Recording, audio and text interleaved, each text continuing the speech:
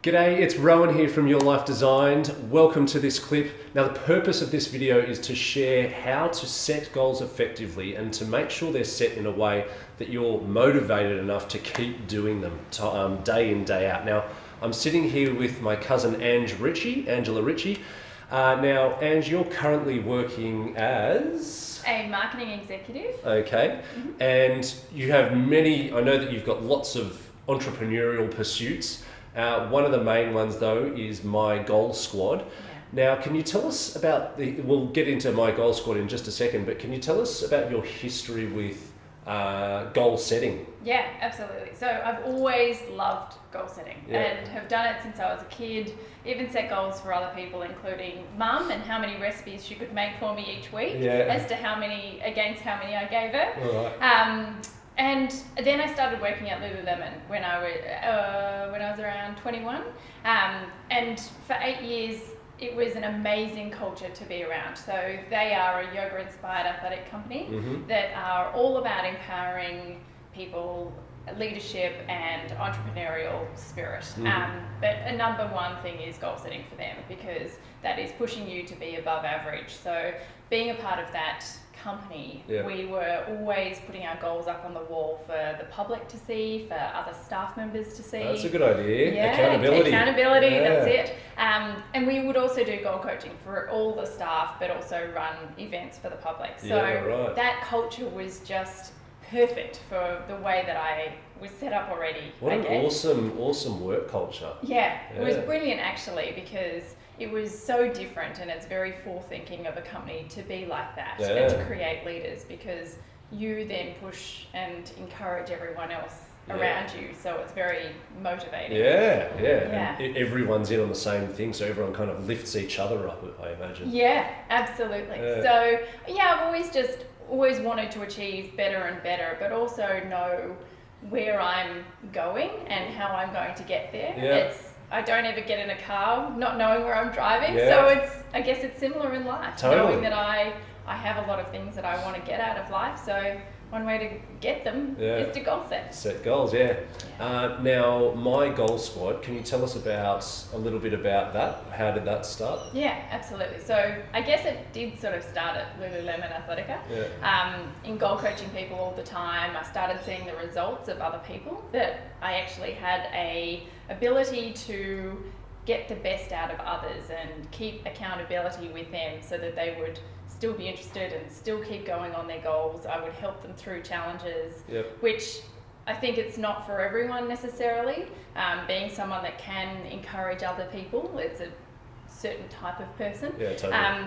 But everyone kept saying to me, "Oh, you should start a business doing this." No, this is just my passion. And then I was like, maybe I should. So I did. So now we've got a business, and we're talking to corporates. We're running our programs with corporates, going through their corporate strategies, but via the goals method. We're doing a 6-week online program. We do one-on-one coaching. It's just so much fun, and when it's your passion, it doesn't seem like a business or it doesn't a job. feel like work. Totally. It's great. I actually did the pilot program with Ange a little while ago, and one of my biggest takeaways from it was that you start bigger. Well, actually, why don't we talk about it rather than me talk about my experience with it? So what is the first step in effective goal setting? So first you work out what your values are as a person, which you would have done. And then you go to, what's the big vision? So if we're looking at 10 years down the track, yes, it's hard, but it's going to be rewarding. So what do you want in 10 years? Where do you want to be? What does your life look like? And the hard part is articulating it, because many people are stuck in where their life is now.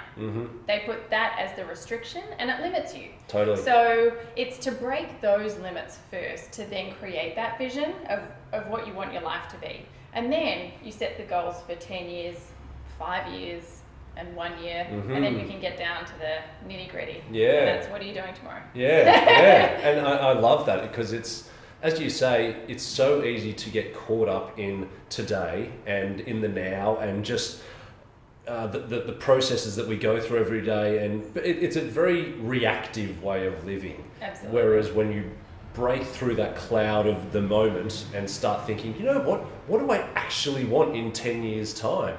Where do I want to be in 5 years time? What about in just 1 year's time? 1 year is pretty easy to think about. That can really, help a lot, I think. Yeah, and I think in today's world, everyone's busy. Yeah, everyone is busy. One of the best lines and mantras that I like to encourage other people to say, and I say it to myself, is, am I being busy or am I being effective? Yeah. What are you doing to fill your day? Is it the grocery shopping? Is it moving things, tidying things, spending time with people that you think you have to, but it's not actually achieving anything that you needed to? Like, do the things that you need to do that are effective first, and then fill the busy part later. Yeah, but totally. Knowing the difference is your first step to living an effective life towards goal setting. Yep.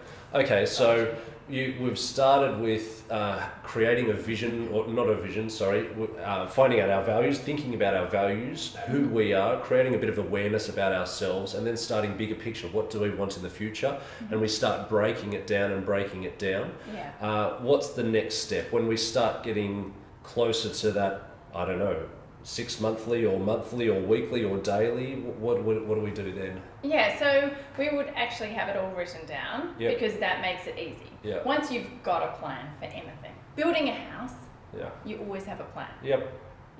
So with your life, you want to have a clear plan, because then it's easy. You wake up and you go, all right, what do I need to do this week to achieve that 10-year goal? All right, I need to save $10 to buy the house in 10 years time, maybe more than $10. Could be a very cheap house, but it's a tent. But you will go through what are the things that I need to get done this week, this month, to then achieve those 10-year, 5-year, 1-year goals. Each week you want to set your key points of what you need to do, I would say in your phone. You might want to have a reminder that comes up on Sunday and it pops up with those key things. Another technique I have is I keep it as, it's kind of dorky, but I keep it as the screensaver on my phone, that's the lock idea. screen. So every time I pick up my phone, I'm looking at what it is that's the key things I need to do that week. All the other busy stuff or the other life stuff that can happen around it, but I just need to make sure. That's it. It keeps it really in your subconscious, and when your mind starts wandering a little bit, you just kind of unlock your phone and there it is. And you're like, okay, yes, back on track. Come on, let's keep going with something that's actually important to me and will help me get to my 5-year dream and my 10-year vision. Yeah, that's right. I think the other part is it's in the writing, which you do at the start. So when you're writing your goals out, you want them to be really specific. It goes back to making sure that they're clear, but specific. You want them to be really exciting and kind of scary at the same time. It's more so the further steps away that are exciting and scary, because you sort of think, oh gosh, can I actually achieve that? And then the smaller steps towards that, they're achievable. So you want them to be specific in terms of having metrics. So it's, I've eaten 3 vegan meals this week, and then there's a by when date at the end. You also want to write it in a positive frame. So it's for your subconscious. Your mind knows that you are capable of doing it. Because actually when you are talking or thinking, your mind doesn't read the negative. So if you say, for example, I am not riding a bike to work, it doesn't read the not, it's the I will ride my bike to work, or I will quit smoke, I will not smoke. It's not hearing that I will not, it will see the will smoke. So you want to be writing, I am healthy and breathing fresh air every day. Instead of putting the word smoke in there. That's right. So you want to turn everything on a positive end. And then that's a really good idea, actually. Yeah. Yeah, so you want to remove anything that's also going to trigger that memory. So fill your life with those things that you want in it. You're surrounding it.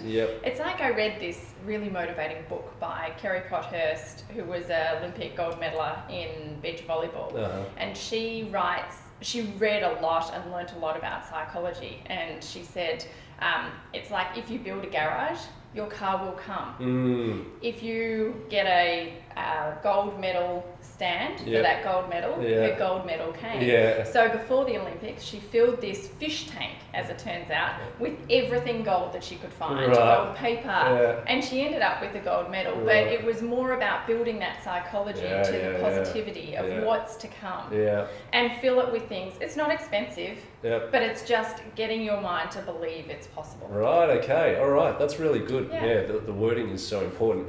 And actually, that was what we just spoke about, was more the wording for our weekly goals. How should we, taking a step back, how should we be wording our 10-year vision and our 5-year vision, our 1-year vision? Should we be wording that in a certain way to make it more inspiring? Yeah, I guess it's the inspiration will come from what it is that you connect with that goal of whatever that looks like. That's going to inspire you if you want it enough. But again, it's the positivity framework of it. So I will have something. We'll always keep something at arm's length. So I will be a magician. Putting it in the future. It's always this far away. If you say, I am a magician, then, and by 2020, then that's a lot more achievable for your brain. So the way that I suggest to write it is, if we had this chat in 10 years' time, and I said to you, Ro, I haven't seen you in 10 years, tell me about your life. You're telling me what's written in your 10-year goals. I've got 2 kids, I'm running my own business, I've got this, I've done this, I've been to these countries, so it's all in the present. Yes. No, that's really good idea. Putting yourself in that present, in the future. I suppose that kind of makes sense. Always writing it as if that's the time. You're already there, and it's already been achieved, and there's no questions to it. It's putting it in a state of resolved. I have done it. Is there any part of the process dealing with what we should do when we actually achieve a goal? Absolutely. So I think the serotonin that you can get from the celebration is huge. If you just go and do things like the grocery shopping, it's mundane, it's boring, and it happens, and there's no celebration to it. But once you've achieved a goal, yes, there's the fulfillment inside you that says, yes, I've done something that I maybe didn't think I could, and you have just proved it to yourself.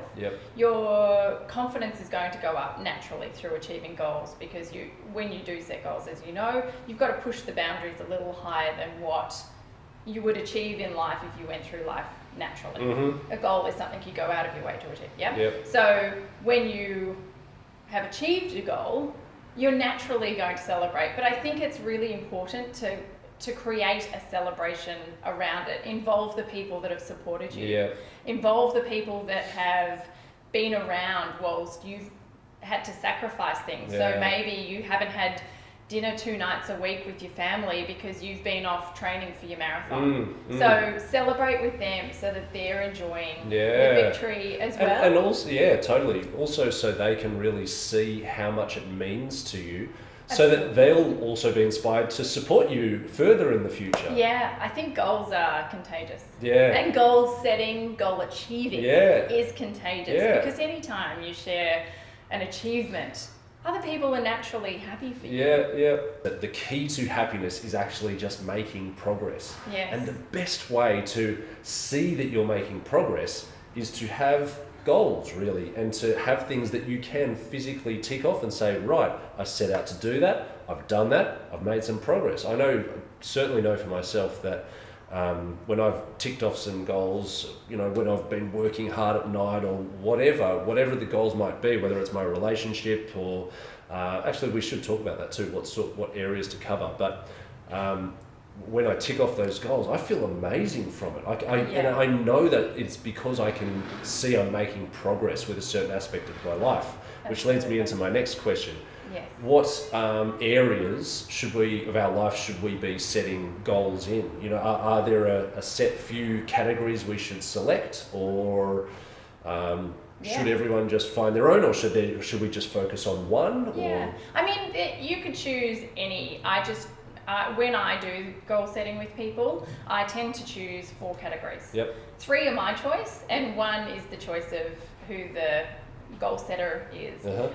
So we cover personal goals. So that could be anything from something that you might want to read a book per month, 1 book per month. Yep. And it could be learning how to unicycle. It's not necessarily going to fit into the others, but it's something personal for you, and it's not at work. Yeah. I don't know, unless you're working the service. Quite possible. Another one is career. So it's what you're doing to make money, whether it is my Goal Squad business, whether it is your job and you want to get a promotion in 3 years' time. That's another section, because you always want to be working on the things that you're doing in your life, always trying to improve them. Yep. And another one is health. So health is underlying. If you don't have your health, you've got nothing in your life. Totally. So that's huge and almost a non-negotiable for me. Yeah. And then the 4th one is up to you. So if you've got something really big in your life that's outside of those 3 categories, it might be, so for me it would be triathlon, and I've got really clear and long-term goals for triathlon. So I would have another category, which is that. It's got to be the training, my goal, which was World Championships. It might be a marathon and how well I'm doing in that marathon. So it's enough to have its own category. Yeah. So they're the main categories, but you can increase them to be relationships, but I don't want people to be overwhelmed. Yeah. It's quite easy to set too many goals and then do nothing. Yeah, totally. Because you're overwhelmed. Yeah, no, 100%. Yeah. At one stage or another, it's common for us to set goals and, you know, we just ignore them or we don't do them for one reason or another. So what do you think is the key to setting goals that are super motivating? Yeah, so goals aren't the motivating part. Goals should be really exciting. Exciting, scary, and you can feel it in your stomach, because that's where they've got to come from. They've got to come from the inside of you rather than being told what to do. Yeah. So when you've got a goal that's... Or even doing something that you feel you should be doing to please others. That's right. Yeah. Goals are for yourself. Yep. That's right.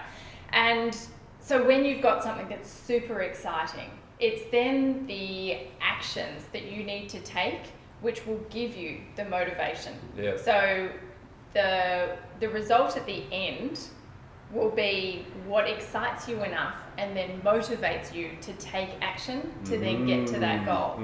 So when we write goals, we always write at the end what we're going to get out of it. So if your goals could be read 1 book a month or write 1 chapter a month, the end of that year, if it's 1 year goal, will be I've written a book.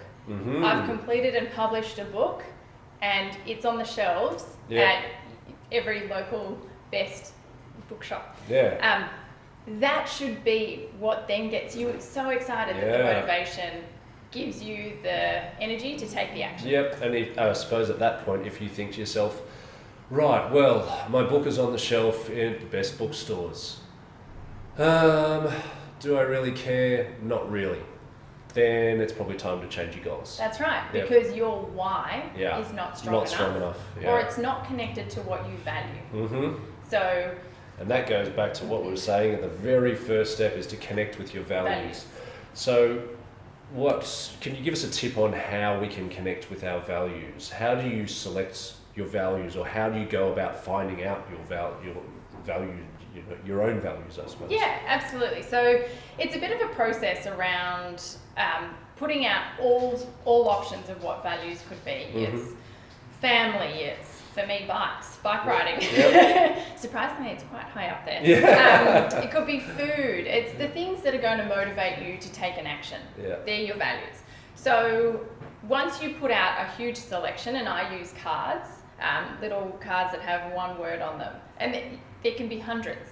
I get people to select what the top 10 are, and then I get down to the top 7, and then I get down to the top 5. And Really, I think the top 5 values is as far down as you need to go Yep. to then be able to pull out and connect your goals to those values throughout for the next 10 years. Okay. But those values, they'll come to you. Mm-hmm. And when we then do the testing against those values, and I say, all right, so if you had a day in the life that you could choose to do anything, be anywhere, what would it include? Mm-hmm. If any of these goals, if any of these values aren't on there, Yeah. well then I think we need to Might have repick. selected. Yeah, okay, so that's a good question. What was that question again? So it's if you have a day all to yourself, what's your dream day? Uh-huh. Where are you? What are you doing? Who are you with? Yep. If none of that day is connecting to these values that you've just pulled out from a big list of them, then we need to reselect. Yeah, okay, that's good. I like it. Yeah, the My Goal Squad program, it's a 6-week program. How is it run? How was it, is it run in a place or it's online or, how's it so done? it's run online because I want the greatest number of people to be able to access it. Yep. I think one of the things that I realised living in a big city, you've got access to everything, but when you go into the country or you're in a remote area, you then lose the resources to doing things like this. And goal setting is something that I want available to as many people as possible, particularly in the formation years of like your 20s and your 30s, of when you're setting up how your life is going to look. So we run it online, and each week you get sent an online booklet of which you will fill in online. You have then a Facebook group community which can support you. We put up really fun posts, some other learnings, and there's some other actions that you can take that are optional that we post up there too. So in each book and each week you have some actions that need to be done by Friday, and then you send that booklet back. So some of those actions don't need to be handed back. It might be go and achieve 3 of your goals that you set out this week. And you don't need to tell me what they are, but you'll know whether you've achieved them or not. And the next week you won't be able to advance if you haven't achieved those goals, because they're the stepping stones. So at the end of that week, I'll give you feedback, or another goal coach will give you feedback on what your responses have been, so that we help you at the start, particularly to make sure that the goals that you've written are in a positive frame of mind, that you have by whens, that you've got the metrics in there as well. So you're set up really well at the start. And then flowing through, we do cover different topics. So some of the topics might be declutter. So we have a digital declutter week, and that's really just getting off your phone, getting away from your computer, making sure that you get the space and time to allow your mind to think naturally without the stimulation that's constant and is a distraction. So going back and to why I put that lock screen on my phone of my goals is because so often if I'm going to my phone and you can get lost in the world of Facebook, Instagram, all that stuff. That's right. Before I get lost, I look at my goals and go, that's right, I need to do that. I'm off to do that. So there is different weeks. The first week is really just cementing and building the goal plan that you have for the 10-year, 5-year, 1 year. And then other weeks can be about living in the present. So what are we doing right here, right now? Who's here? I don't care about my phone. I don't care if someone's ringing me. I'm here with you, and that's all that matters. So what are some of the other sideline concepts that you do in those 6 weeks? You know, you said that the first couple of weeks are really about setting up the goal program, and of course for the continuing 6 weeks there are sending goals in and getting them back and getting feedback and back and forth and making some progress there. But I know you go into some sideline concepts which can, you know, go hand in hand with the whole goal setting thing. Yeah, absolutely. So breaking bad habits is a good one. It's an interesting concept and it's a hard one to learn. It takes practice. That was a really good one I've used myself, and I just think that it's something that many people want to know. It's not an easy or a common conversation that you would have. That's a hard one because it's so easy to to be doing these things that are bad habits and not even realising that you're doing them until someone else says, hey, you're doing this. But of course, everyone's too polite to say, hey, you keep doing this and you keep doing this and it's destructive to yourself. That's so right. Anyway, breaking bad habits, I think that's a really good one. Yeah, we also do digital declutter. Yep. That's 1 week, and then we also have a physical declutter. So clearing your space, clearing your surrounding areas of any distractions will help your mind. Yeah. It's clearing your mind at the same time. So things like digital declutter is deleting files you don't need on your computer because it'll make it faster. Like what can make your surrounding areas, what can make your computer, your phone, your iPad, and then inevitably your mind work at optimum speed, efficiency, and with clarity. So that's the whole reason that we do the declutter. Because you don't need all the stuff that we accumulate in our life. And every time we add something more into our life, do you think we take something out? No, not often. No. So it's sort of more a call to action to get that to start happening.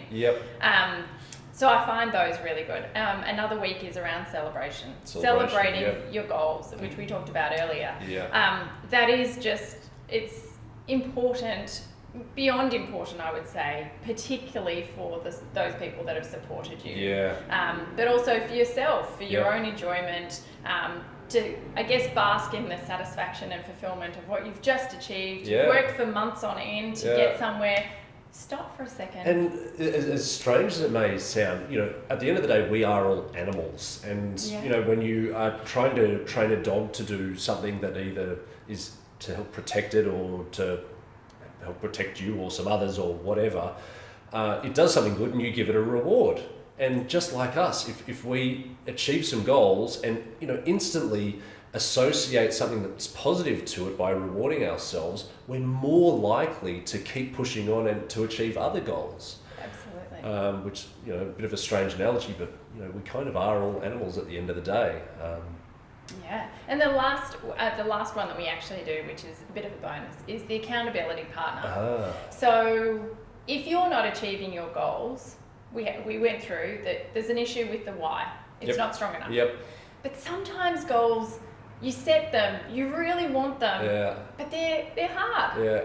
It's not easy. It's not easy to make sacrifices over and over and over again, to go out in the cold, in the rain, in the wet, in winter, and go and do that 40K run. So someone else that's your accountability partner can be that extra energy. And I don't know whether you've ever run on a treadmill next to someone at the same pace, but it feels like you're not even running. They're doing the running and you're just there for the ride and the chat. So whether it be a running partner that's you're going to say, yep, great, I'll meet you at 7 a.m. on the bridge and we'll do a 40K run together. Rain, hail, shine, someone's beating you and you have to be there. So accountability partner can also be someone that wants the similar goal to you. Or maybe it's someone that's in your family that instead of sacrificing with them, maybe it'll encourage them to go and achieve goals. And we did also talk about how goal setting is contagious. Goal achieving. When someone else sees that you've achieved something, they want to achieve something. Look how good that makes them feel. That's right. So the impact, it's almost like a wave effect. So if you get an accountability partner, it's a great way to share something together with people that are important around you, but it will also really help you achieve that goal, but make it easier. One of the main takeaways that I took away from Ange's Goals program was, well, before I started, I didn't really know all that much about goals, and I had heard that they were important, but once you start doing it, you realise just how much of a difference it makes to your life. Particularly one of those sideline concepts that Ange was just talking about, the decluttering. Since understanding that a bit more from this program, I've then walked away and watched this movie on Netflix called, I think it's called Minimalize or Minimalist or something. It is. Great group. The Minimalists. The Minimalists. And after that video, my wife and I went around the house and we actually got rid of, either took it to charity stores or threw it out if it was completely useless, over 100 items from our house. And we just felt amazing doing it, just getting all this stuff and going, listen, we haven't used this for 6 months. In fact, we haven't used this for a year. We don't need it. it de-stresses, it clears, it opens up the space. It made us feel really, really good. Yeah. In terms of the actual goal setting, I walked away from the program. I created a whole bunch of goals and ticked them off through the process. But one of my best takeaways was finishing the program and really wanting to continue on with my quest to continue goal setting. From the program, I've got this A3 sheet that I stick up next to my fridge and also in my bedroom that has my goals in it, and I update it every week or every 2 weeks. And every time I'm walking around the house, if I'm at a bit of a loose end for 10 minutes, I'll just walk up to them and go, okay, yeah, I just reconnect with doing a couple of things that will help me fulfill my 1 year vision or my 2 year vision or 5 year or 10 year vision. And knowing that instead of just sitting down and doing nothing or watching TV or whatever for the next 5 minutes, which then turns into an hour, I'll do something that makes me feel amazing. So that was definitely one of my biggest takeaways from the program. Now, how can people get in touch with you? Yeah, absolutely. So we have a website, which is mygoalsquad.com. We also have a Facebook page, which is My Goal Squad. And you can reach me at ange@mygoalsquad.com if you want to send me an email. ANGE. Yep, at mygoalsquad.com. And I'd love to hear from you. If I can help in any way, I'd love to. My number one thing and passion in life is empowering other people. And if I do my job the best way, you don't need me anymore. Totally. Just like you, Rowan. You keep on going. That's it. I'd just like to give you a little gift for some nice Arbonne botanically based vegan certified products Thank you. as a thank you for doing this little interview. So kind. And Thank you. yeah, I hope you got something out of that video. You've got Ange's contact details if you want to get in touch. I highly, highly recommend this goal program, because after the program you will be motivated. You'll have a much better understanding on how to suck the marrow out of life. As Zig Ziglar says, don't be a wandering, what does he say? Don't be a wandering generality, be a meaningful specific. If you haven't heard of Zig Ziglar, go and look him up. He's hilarious on YouTube. Anyway, have a fantastic day. Thank you, Ange. Thanks, Ro. I'll catch you later. Great. Bye. Bye.